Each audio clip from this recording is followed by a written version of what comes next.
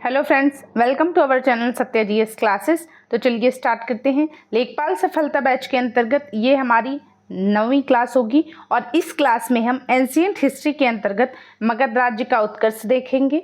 ठीक है कि 16 महाजनपदों में मगध की ही हम गौरव गाथा क्यों गाते हैं, ऐसा क्या है मगध में, उसको हम अच्छे से देखेंगे। इसके बाद हम देखेंगे सिकंदर के बारे में और हम समझेंगे मौर्य साम्राज्य को। ठीक है, तो सबसे पहले हम जानते हैं मगध के बारे में। तो मगध पर सबसे पहले, हालांकि पुराणों में तो ऐसा भी वर्णन आया है, मगध का जो सबसे प्राचीन वंश है उसके संस्थापक बृहद्रथ नाम के व्यक्ति को बताया गया है और बताया गया है कि बृहद्रथ की जो राजधानी थी वो राजगृह थी या गिरिब्रज भी हम इसको कह सकते हैं, और इनका एक पुत्र था जरासंध। हालांकि ये पुराणों में वर्णन मिलता है तो इसके बारे में सवाल भी ज़्यादा पूछा नहीं जाता।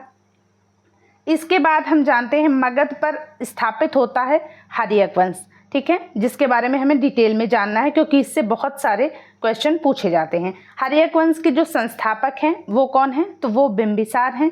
बिंबिसार हर्यक वंश के संस्थापक हैं। बिंबिसार के बारे में जाने तो 544 ईसा पूर्व में बिंबिसार मगध की गद्दी पर बैठते हैं। बौद्ध धर्म के अनुयायी हैं। कौन? बिंबिसार। बिंबिसार ने राजगृह का निर्माण किया, एक नगर का निर्माण किया और राजगृह को ही अपनी राजधानी बनाया। ठीक है, अंग नाम का जो क्षेत्र है उसको भी युद्ध करके इन्होंने, बिंबिसार ने अपने मगध साम्राज्य में मिला लिया था। तो ये भी याद रखना कि मगध में अंग को किसने मिलाया था? बिंबिसार ने ही मिलाया था। ठीक है, बिंबिसार के एक राजवैद्य हैं, जीवक इनका नाम है। और जीवक क्यों इम्पोर्टेंट है? क्योंकि बिंबिसार ने जीवक को एक तो गौतम बुद्ध की सेवा में भेजा था जब उनकी हालत ठीक नहीं थी या उनका स्वास्थ्य खराब था, तो जीवक को भेजा था किसने? बिंबिसार ने। और दूसरा, अवंती नरेश चंद्र प्रद्योत को पांडु रोग हो गया था, तो तब भी बिंबिसार ने जीवक को भेजा था उनकी चिकित्सा के लिए। ठीक है, बिंबिसार ने जो साम्राज्य विस्तार किया वो वैवाहिक संबंधों के द्वारा किया। तो याद रखना, इनके साम्राज्य विस्तार का एक अलग तरीका था। वैवाहिक संबंध इन्होंने कई राज्यों से स्थापित किए और उस तरह से अपने साम्राज्य का विस्तार किया। तो सबसे पहले इनकी 3 पत्नियां थीं। किसकी? बिंबिसार की। एक तो महाकोसला थी, दूसरी चेलना थी और तीसरी क्षेमा थी। जो महाकोसला थी ये कौशल नरेश प्रसेनजित की बहन थी। जो चेलना थी ये लिच्छवी नरेश चेटक की पुत्री थी। इनके बारे में पूछा जाता कि ये चेटक की बहन थी या पुत्री, तो याद रखना ये चेटक की पुत्री थी। कौन? चेलना। चेलना कौन? बिंबिसार की पत्नी। ठीक है, और तीसरी थी क्षेमा जो कि मद्र की राजकुमारी थी। मद्र जो क्षेत्र है ये वर्तमान पंजाब में पड़ता है। ठीक है, बिंबिसार की हत्या किसने की थी? तो इनके सुपुत्र जो हैं अजातशत्रु, इन्होंने की थी बिंबिसार की हत्या। अब हम जानते हैं बिंबिसार के उत्तराधिकारी और बिंबिसार के पुत्र अजातशत्रु के बारे में। अजातशत्रु जो है ये 493 ईस्वी में गद्दी पर बैठते हैं। इनका उपनाम क्या है? इंपॉर्टेंट है, कुड़िक। ये अजातशत्रु का उपनाम है। प्रारंभ में जैन धर्म के अनुयायी थे।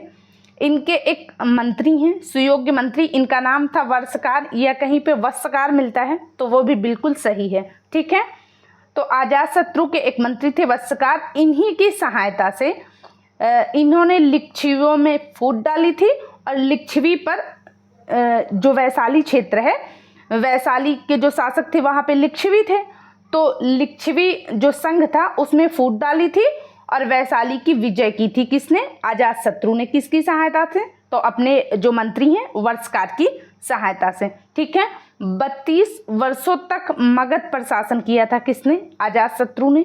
बस इतना ही इनके बारे में जरूरी है। इनके जो उत्तराधिकारी हैं अजातशत्रु के और इनके पुत्र वो उदयन हैं। उदयन ने अजातशत्रु की हत्या करके सिंहासन संभाला था, तो ये भी याद रखना।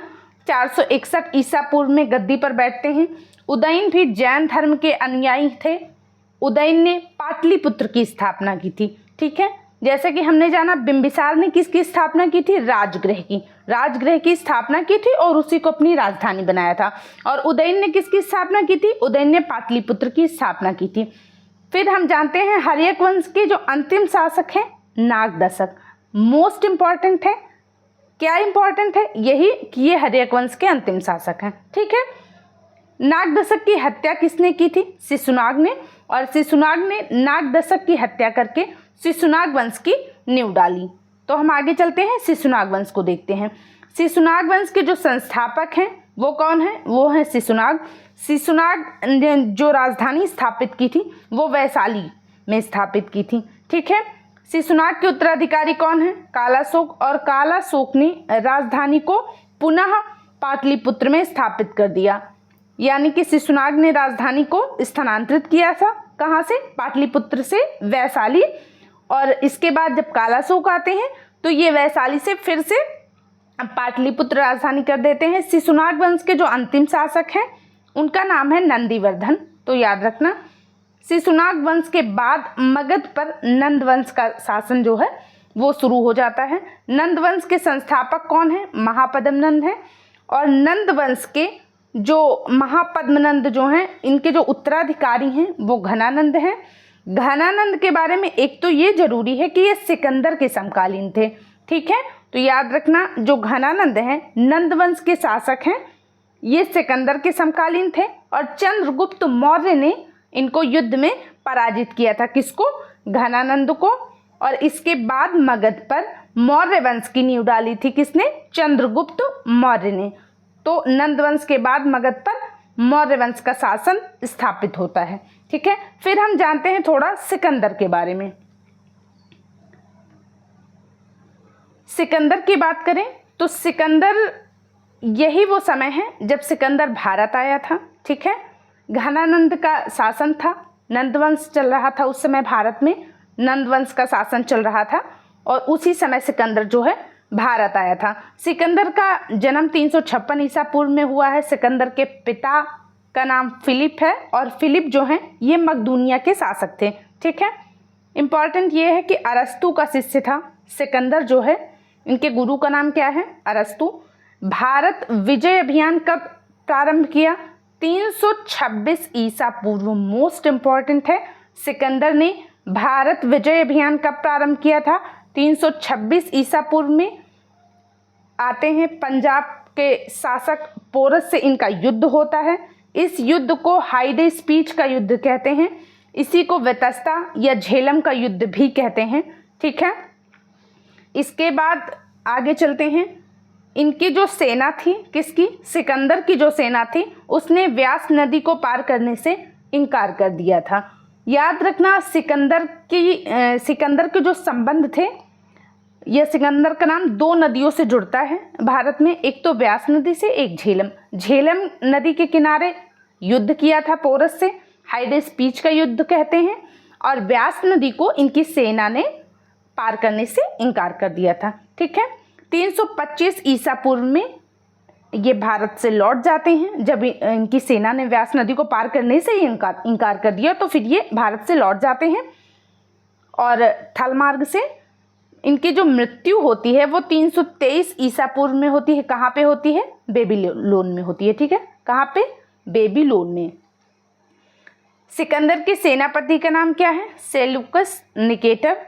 और जो सिकंदर के जल सेनापति हैं इनका नाम क्या था? निर्याकस। सिकंदर का एक प्रिय घोड़ा था जिसका नाम था बहुकेफला। और इसी के नाम पर, बहुकेफला के नाम पर ही झेलम नदी के तट पर सिकंदर ने एक नगर की स्थापना की थी। ठीक है। तो याद रखना। इसके बाद हम बात करते हैं मौर्य साम्राज्य की और मौर्य वंश की।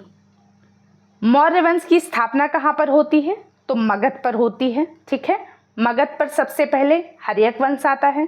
हर्यक वंश के बाद शिशुनाग वंश आता है। शिशुनाग वंश के बाद फिर नंद वंश आता है। और इसके बाद आता है मौर्य वंश। ठीक है। तो हम मौर्य वंश की अब बात कर रहे हैं। मौर्य वंश के जो संस्थापक हैं वो चंद्रगुप्त मौर्य हैं। चंद्रगुप्त मौर्य का जन्म कब होता है? 345 ईस्वी में होता है। मगध की गद्दी पर कब बैठते हैं? 322 ईसा पूर्व में। चंद्रगुप्त मौर्य का जन्म 345 ईसा पूर्व में होता है। ठीक है। और मगध की गद्दी पर ये कब बैठते हैं? 322 ईसा पूर्व में। मुद्रा राक्षस एक पुस्तक है। इसमें चंद्रगुप्त मौर्य को वृषल कहा गया है। वृषल अर्थात निम्न कुल से उत्पन्न, इसका अर्थ होता है। चंद्रगुप्त मौर्य ने घनानंद को हराया था। घनानंद कौन? नंद वंश के शासक थे जो उस समय मगध पर राज्य कर रहे थे। ठीक है, घनानंद को हराया था, चाणक्य की मदद से हराया था। जस्टिन ने चंद्रगुप्त मौर्य को सेंड्रोकोटस कहा है। तो याद रखना, सेंड्रोकोटस का संबंध किससे है? चंद्रगुप्त मौर्य से। किसने कहा था? तो जस्टिन ने कहा था। चंद्रगुप्त मौर्य जो हैं ये जैन धर्म के अनुयायी हैं। 305 ईस्वी में इनका युद्ध होता है। किसके साथ? सेल्यूकस निकेटर के साथ। और सेल्यूकस निकेटर जो है वो हार जाते हैं। ठीक है, हारने के बाद सेल्यूकस निकेटर ने अपनी पुत्री कार्नेलिया से इनका विवाह कर दिया। किसका? चंद्रगुप्त मौर्य का। और 4 प्रांत जो है वो दहेज में दिए थे, काबुल, कंधार, हेरात और मकरान। चंद्रगुप्त मौर्य ने जैन धर्म की दीक्षा ली थी। किससे? तो जैन गुरु हैं भद्रबाहु, इन्होंने जैन धर्म की दीक्षा दी थी। किसको? चंद्रगुप्त मौर्य को। चंद्रगुप्त मौर्य की जो मृत्यु होती है वो होती है 298 ईसा पूर्व में। कहाँ पर? श्रवणबेलगोला, कर्नाटक में। ठीक है, तो याद रखना, सेल्यूकस को 500 हाथी उपहार में दिए थे। किसने? चंद्रगुप्त मौर्य ने। ये बात किसने लिखी है? तो ये लिखी है प्लूटार्क ने। फिर हम जानते हैं मेगस्थनीज के बारे में। मेगस्थनीज जो हैं ये सेल्यूकस निकेटर के राजदूत थे और ये चंद्रगुप्त मौर्य के दरबार में रहते थे। इनकी एक पुस्तक है इंडिका। तो ये बहुत ज़्यादा पूछी जाती है कि इंडिका किसकी पुस्तक है? तो इंडिका मेगस्थनीज की पुस्तक है। ठीक है, अभी हमने बात करी थी मुद्रा राक्षस की। तो जो मुद्रा राक्षस पुस्तक है इसके लेखक विशाख दत्त हैं, ये भी याद रखना। चंद्रगुप्त मौर्य का जो उत्तराधिकारी होता है वो होता है बिंदुसार। तो बिंदुसार के बारे में जान लेते हैं। 298 ईसा पूर्व में बिंदुसार जो हैं ये मगध की गद्दी पर बैठते हैं। ठीक है, बिंदुसार और बिंबिसार ये दोनों ही अलग अलग शासक हैं, इसलिए इनको याद रखना। जो बिंबिसार हैं ये हर्यक वंश के संस्थापक हैं और जो बिंदुसार हैं ये मौर्य वंश से संबंधित हैं। ठीक है, बिंदुसार का जो उपनाम है ये अमित्रघात है, भद्रसार है और सिंहसेन है। अमित्रघात इसलिए कहा गया, अमित्रघात का जो अर्थ होता है वो होता है शत्रु विनाशक। ठीक है, तो बिंदुसार को अमित्रघात कहा गया। भद्रसार इनको कहाँ पे कहा गया? वायु पुराण में इनका नाम मिलता है भद्रसार या वारिसार। सिंहसेन जो है इनको जैन ग्रंथों में कहा गया है। तो ये बिंदुसार के अन्य नाम हैं। बिंदुसार को 16 राज्यों का विजेता बताया है। किसने? बौद्ध विद्वान तारानाथ ने इनको 16 राज्यों का विजेता बताया है। बिंदुसार आजीविक संप्रदाय के अनुयायी थे। बिंदुसार के शासनकाल में तक्षशिला में 2 विद्रोह हुए थे और उन विद्रोह को दबाने के लिए बिंदुसार ने पहले सुसीम को भेजा था और बाद में अशोक को भेजा था। बिंदुसार की जो सभा थी वो 5 सदस्यों वाली थी। बिंदुसार की सभा में 5 सदस्यों वाली मंत्रिपरिषद थी और इस मंत्रिपरिषद का जो प्रधान था उसको खल्लाटक कहते थे। याद रखना, बिंदुसार ने सीरिया के शासक एंटियोकस प्रथम से कुछ चीज़ें मंगवाई थी। कौन कौन सी? एक तो मदिरा, दूसरा सूखे अंजीर और तीसरा दार्शनिक भेजने की प्रार्थना की थी। और यहाँ से सीरिया के जो शासक एंटियोकस प्रथम हैं इन्होंने अपना राजदूत भी भेजा था बिंदुसार के दरबार में, जिसका नाम था डायमेकस। तो ये भी याद रखना। तो सबसे पहले हमने पढ़ा चंद्रगुप्त मौर्य को, फिर हमने पढ़ा बिंदुसार को और इसके बाद हम पढ़ेंगे मौर्य वंश के तीसरे और सबसे महत्वपूर्ण शासक अशोक के बारे में। ठीक है, अशोक की बात करें तो अशोक 269 में मगध की 269 ईसा पूर्व में मगध की गद्दी पर बैठता है। मगध की गद्दी संभालने से पहले अशोक अवंती का राज्यपाल था। तो याद रखना, अशोक की माता का नाम सुभद्रांगी मिलता है। मास्की, गुर्जरा, नेत्तूर और उदयगोलम के लेखों में अशोक का नाम अशोक मिलता है। और ये पूछा हुआ क्वेश्चन है कि ऐसे कौन से लेख हैं जहां पर अशोक का नाम अशोक मिलता है? तो वो मास्की, गुर्जरा, नेत्तूर और उदयगोलन है। ठीक है, जो भाब्रू अभिलेख है, भाब्रू अभिलेख में अशोक ने स्वयं को मगध का राजा बताया है। तो पूछा जा सकता है कि ऐसा कौन सा अभिलेख है जिसमें अशोक ने स्वयं को मगध का सम्राट बताया, तो वो है भाब्रू अभिलेख। ठीक है। पुराणों में अशोक का नाम अशोक वर्धन मिलता है। अशोक को देवनाम प्रियदर्शी भी कहा जाता है, तो इनका एक नाम देवनाम प्रियदर्शी भी है। 261 ईसा पूर्व में अशोक ने कलिंग पर आक्रमण किया था और कलिंग की राजधानी तोसली पर अधिकार कर लिया था। ये भी याद रखना। 13वें शिलालेख में अशोक के इसका उल्लेख किया गया है। अशोक को बौद्ध धर्म की दीक्षा किसने दी थी? तो उपगुप्त नाम के बौद्ध भिक्षु हैं, उन्होंने अशोक को बौद्ध धर्म की दीक्षा दी थी। ठीक है। अशोक ने बराबर की पहाड़ियों पर 4 गुफाओं का निर्माण करवाया था। किसके लिए? आजीविकों के लिए। इसके नाम है कर्ज, चौपार, सुदामा और विश्व झोपड़ी। ठीक है।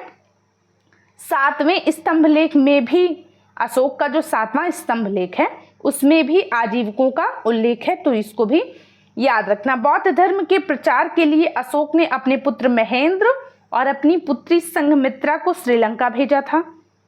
बौद्ध परंपरा के अनुसार अशोक ने 84,000 स्तूपों का निर्माण करवाया था, जिसमें जो सबसे फेमस, जो इनका जो सबसे प्रसिद्ध स्तूप है वो सांची का स्तूप है, जो कि मध्य प्रदेश में स्थित है। ठीक है। भारत में शिलालेख का प्रचलन सर्वप्रथम किसके द्वारा किया गया? तो अशोक के द्वारा ही किया गया था। अशोक के शिलालेखों में ब्राह्मी लिपि, खरोष्ठी, ग्रीक एवं अरमाइक लिपि का प्रयोग किया गया है, तो ये भी याद रखना। ब्राह्मी, खरोष्ठी, ग्रीक और अरमाइक लिपि का प्रयोग किया गया है अशोक के शिलालेखों में। ठीक है। अशोक के अभिलेख की बात करें तो 3 हिस्सों में हम इसको देख सकते हैं, शिलालेख, स्तंभलेख और गुहालेख। अशोक के जो शिलालेख थे उनकी संख्या 14 थी और शिलालेखों की खोज किसने की थी? पी फैनथेलर ने की थी। कब की थी? 1750 में की थी। स्तंभलेख की बात करें, स्तंभलेख की संख्या 7 है और जो इनके स्तंभलेख हैं वो केवल और केवल ब्राह्मी लिपि में लिखे गए हैं, तो ये भी याद रखना। अशोक के अभिलेख को पढ़ने में सफलता किसने प्राप्त की थी? तो अशोक के अभिलेख को सर्वप्रथम जेम्स प्रिंसेप ने पढ़ा था। कब? 1837 में। फिर हम जानते हैं अशोक के प्रमुख शिलालेख और उनसे संबंधित विषय के बारे में। जो अशोक का पहला शिलालेख है उसमें पशु बलि की निंदा की गई है। याद रखना, इसमें जो महत्वपूर्ण है वही हमने कवर किया है। पहले शिलालेख में पशु बलि की निंदा की बात की गई है। दूसरे शिलालेख में मनुष्य और पशु दोनों की चिकित्सा व्यवस्था का उल्लेख किया गया है। चौथा शिलालेख जो है इसमें भेरी घोष की जगह धम्म घोष की घोषणा की गई है। किसके द्वारा? अशोक के द्वारा। जो 5वां शिलालेख है उसमें धर्म महामात्रों की नियुक्ति की गई है। 6वां शिलालेख जो है उसमें आत्मनियंत्रण की शिक्षा दी गई है। अशोक का जो 7वां और 8वां शिलालेख है उसमें अशोक की तीर्थ यात्राओं का उल्लेख किया गया है। जो अशोक का 11वां शिलालेख है उसमें धम्म की व्याख्या की गई है। इन सब को याद रखना, 2 से 3 बार अगर आप पढ़ लेते हैं तो आपको लगभग ही याद हो जाएगा। ठीक है। जो अशोक का 12वां शिलालेख है उसमें स्त्री महामात्रों की नियुक्ति की गई है, नियुक्ति की बात कही गई है। और जो 13वां शिलालेख है उसमें कलिंग युद्ध का वर्णन है। साथ ही 5 यवन राजाओं के नामों का उल्लेख है जहां पर अशोक ने अपने धर्म प्रचारक भेजे थे। ठीक है। फिर कुछ अन्य शिलालेखों की बात करते हैं जिनका स्थान इंपॉर्टेंट है। जैसे शहबाजगढ़ी जो शिलालेख है ये पाकिस्तान में था। मनसेहरा शिलालेख प्राप्त हुआ है कहाँ से? पाकिस्तान से। कालसी ये उत्तराखंड में स्थित है। गिरनार कहाँ पे है? गुजरात में। धौली और जौगढ़ जो शिलालेख प्राप्त हुए हैं कहाँ से? ओडिशा से। एड्रीगुडी कहाँ पे है? आंध्र प्रदेश में है। सोपारा कहाँ पे है? इंपॉर्टेंट है, याद रखना, सोपारा महाराष्ट्र में है। जो रूपनाथ और गुर्जरा शिलालेख है ये कहाँ से मिला है? मध्य प्रदेश से। भब्रू वैराट शिलालेख ये राजस्थान से प्राप्त हुआ है। अगला है अहरौरा शिलालेख, ये कहाँ से प्राप्त हुआ है? तो उत्तर प्रदेश से प्राप्त हुआ है। इसके अलावा मास्की, ब्रह्मगिरी, गोवीमठ, सिद्धपुर ये जो शिलालेख हैं ये कर्नाटक से प्राप्त हुए हैं। कर्नाटक से कनगनहल्ली और जंटिग रामेश्वर ये भी शिलालेख जो हैं प्राप्त हुए हैं, तो ये इंपॉर्टेंट है, याद रखना। ठीक है। प्रयाग स्तंभ लेख की हम बात करते हैं, बहुत इंपॉर्टेंट है प्रयाग स्तंभ लेख अशोक का। पहले ये मूल रूप से कौशाम्बी में स्थित था, यानी कि अशोक ने इसे कौशाम्बी में ही रखवाया था। अशोक ने कौशाम्बी में इसे स्थित करवाया था, लेकिन इसके बाद अकबर ने, जो मुगल काल में अकबर ने इलाहाबाद के किले में इसको स्थापित करवाया।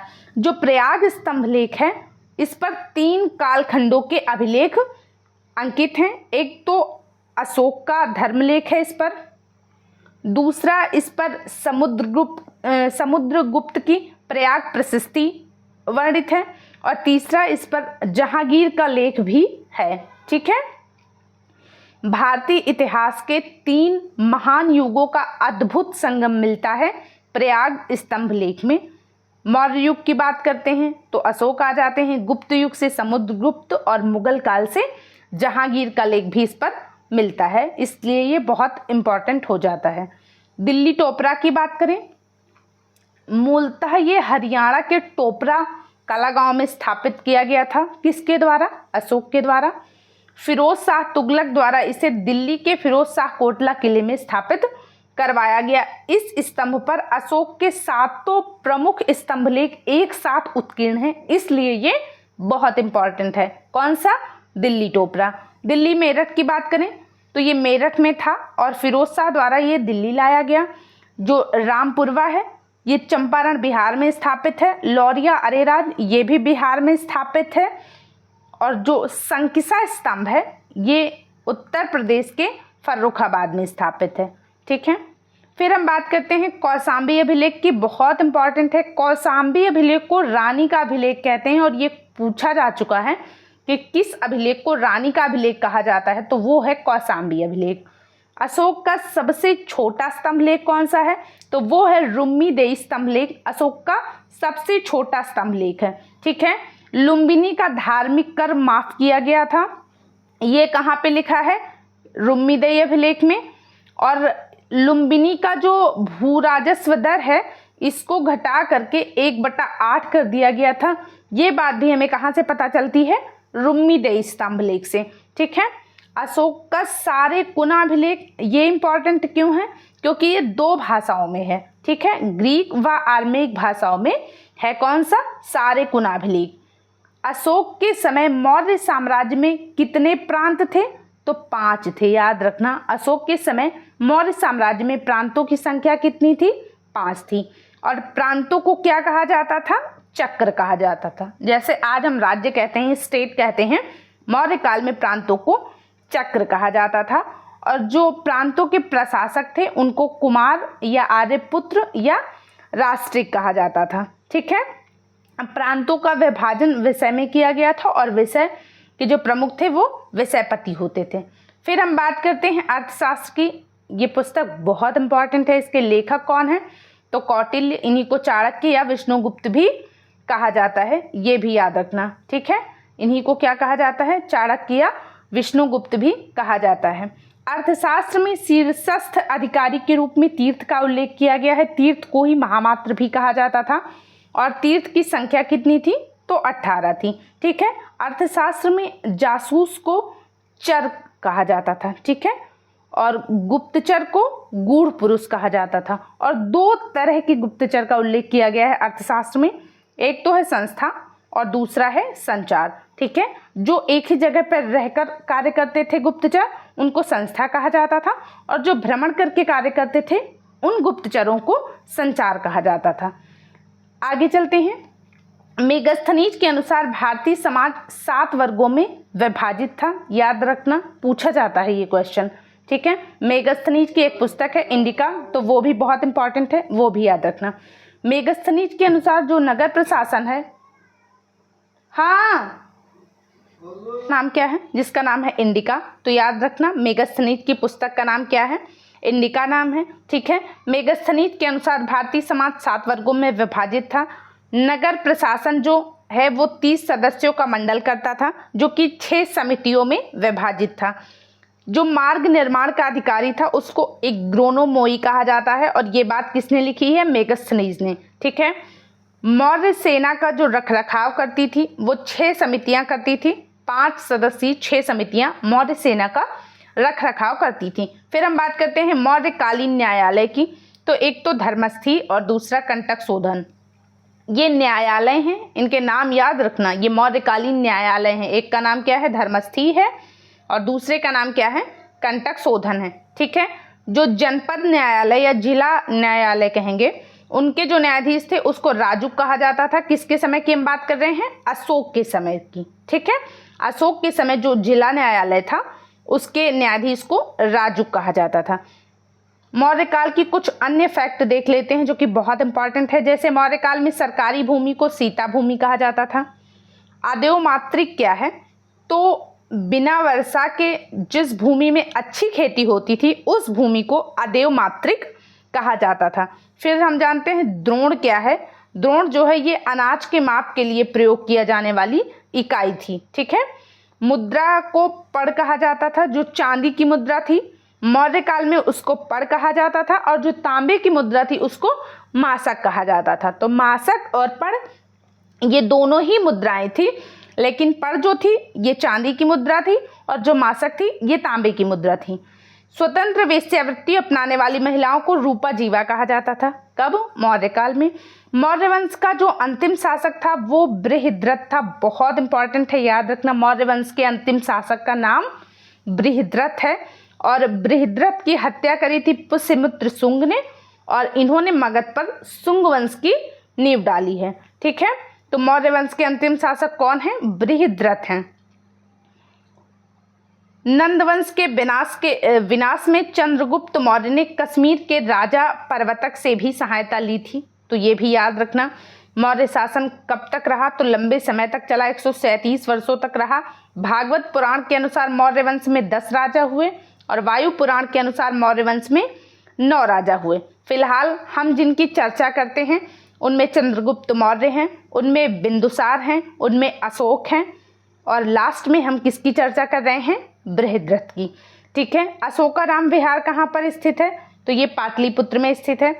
फिर हम बात करते हैं अर्थशास्त्र में वर्णित तीर्थ के बारे में, जिन्हें महामात्य या सामान्य भाषा में आप अधिकारी भी कह सकते हैं। जैसे समाहर्ता।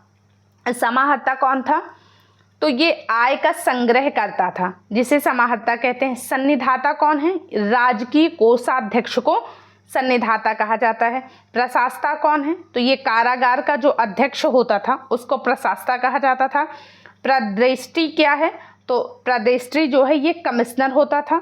व्यवहारिक कौन है, व्यवहारिक जो है ये प्रमुख न्यायाधीश जो होते थे उनको व्यवहारिक कहा जाता था। और अंतपाल कौन थे, तो सीमावर्ती दुर्गों के रक्षक को अंतपाल कहा जाता था। ठीक है। आय का संग्रहकर्ता मोस्ट इंपॉर्टेंट है, इसको समाहर्ता कहते हैं। राजकीय कोषाध्यक्ष, सन्निधाता, कारागार का अध्यक्ष प्रशासता, कमिश्नर को क्या कहते थे, प्रदेष्टि, और न्यायाधीश को व्यवहारिक, और सीमावर्ती दुर्गों के रक्षक को अंतपाल कहते थे। ठीक है। अब हम बात करते हैं प्रमुख मौर्यकालीन बंदरगाहों की। ताम्रलिप्ति बंदरगाह था मौर्यकाल में, कहाँ पे, बंगाल में। भृगु कक्ष या भरूच बंदरगाह था कहाँ पर, गुजरात में। मुजिरिस बंदरगाह था केरल में। पलूर बंदरगाह था ओडिशा में, और सोपरा बंदरगाह था कहाँ पे, महाराष्ट्र में। ठीक है। तो ये मौर्यकालीन बंदरगाह हो गए। जितनी भी इम्पॉर्टेंट चीज़ें थी मौर्यकाल की, लगभग जो लेखपाल एग्जाम तक पूछी जा सकती हैं वो सारी हमने कवर कर ली हैं। आई होप आपको ये क्लास पसंद आएगी। अगर आती है तो प्लीज़ इसे लाइक और शेयर ज़रूर करें, और अपना फीडबैक भी हमें दें। Thank you so much.